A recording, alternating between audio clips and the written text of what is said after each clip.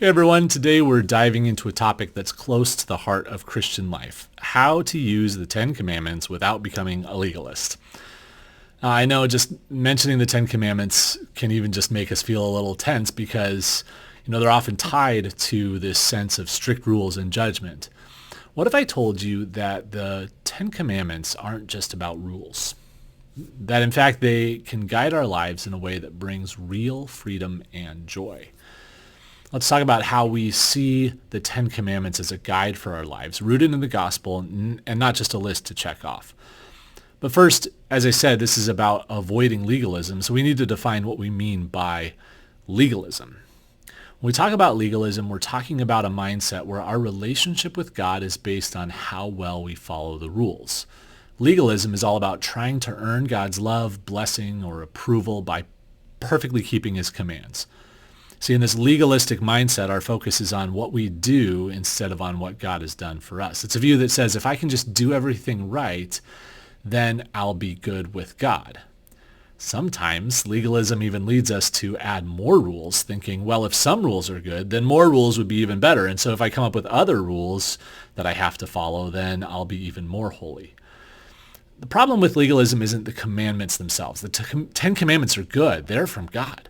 But legalism turns them into a checklist to make sure that we're in good standing with God, which leads us to one of two outcomes. Either we have pride if we think we're doing well, or despair when we inevitably mess up.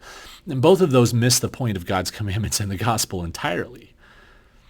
So how do we approach the Ten Commandments without falling into this legalistic trap? We can start by understanding that the Ten Commandments are meant to guide us in our relationship with God and with others, not to be our method of earning God's favor. So using the Ten Commandments as a guide for Christian living, the Ten Commandments become a gift from God. You think of them less like a job performance review and more like a roadmap. They're showing us the best way to live, a way that aligns with who God is and how he created us to be. Jesus summarized the Ten Commandments by saying the whole law is about loving God and loving our neighbor. So the commandments guide us in how to live that kind of love. Take the commandment, you shall not steal, for example. Instead of reading it just as a rule to avoid punishment, don't steal so you don't get in trouble, we can see it as a call to respect other people's possessions and even to be generous with what we have. Or honor your father and mother. That commandment isn't there just to force us to be obedient to people. It's really showing us the importance of respecting and valuing the people who've cared for us and setting up a pattern of honoring others whom God has placed in authority over us. So if we think of it this way, in each commandment, there's a principle of love that points us towards a fuller life. When we see the commandments as a guide, they become a way to reflect God's love to others, to other image bearers of God, to be faithful, to be honest, to be kind, to be generous. They're practical ways to love God and to love others, and they show us what it means to live as people who've been redeemed. Here's the key to all of this. We don't use the Ten Commandments to earn a relationship with God. Okay, so that's when we fall into the risk of falling into legalism. And we don't even use them to maintain a relationship with God. That is, it's not like I got to follow the rules. Now that I'm saved, I got to follow the rules in order to stay in God's good graces. No, our relationship with God comes entirely from the gospel. The gospel tells us that Jesus already fulfilled the law perfectly on our behalf, and he gave us his righteousness as a gift. So when we follow the commandments, it's not that we're trying to gain God's approval or even keep God's approval. We already have that approval through Christ. Because of the gospel, we are already loved, already forgiven, already accepted by God. We don't follow the commandments to become God's children. We don't follow the commandments to stay God's children. We follow them because we are God's children.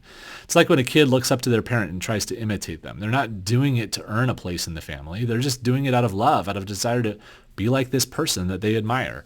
That's how we're invited to follow God's commands. Not as a way to earn his love, but as a way to respond to his love. Paul reminds us in Ephesians 2 that we're saved by grace, not by works. Yet just a few verses later, he says we're created in Christ Jesus to do good works. So our good works, our following of the commandments are important, but they're a response to God's grace, not a means to it. It's the gospel that frees us from legalism because it reminds us that we are secure in Christ's work, not in our own.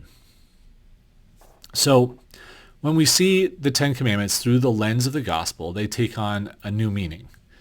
Instead of burdens or hoops to jump through, they become a way to express the love God has already poured into our hearts. They show us the character of Jesus himself. He kept every one of these commandments perfectly. And now, in him, we're free to live in that same love and obedience. And yeah, we're going to mess up. We're not going to keep these commandments perfectly. And in a sense, that's okay because Jesus did. When we fall short, we have grace. We go back to the cross. We receive forgiveness. We continue walking in God's ways. And not because we have to, but because we want to. It's this joyful response to the salvation that we've received. So if we want to use the Ten Commandments without becoming legalists, we want to remember that they're a guide, not a grading system. They show us how to love God and love others. They help us to live in a way that reflects the character of Jesus. But most importantly, we keep the gospel at the center. We remember that our relationship with God doesn't depend on how well we keep the commands. It's based entirely on what Jesus has done for us. And with that gospel assurance, we can follow the Ten Commandments with joy, knowing that we're already loved, already forgiven, already accepted in Christ. We're free to live out these commands not as a way to earn God's love, but as a response to the incredible love he's already shown us.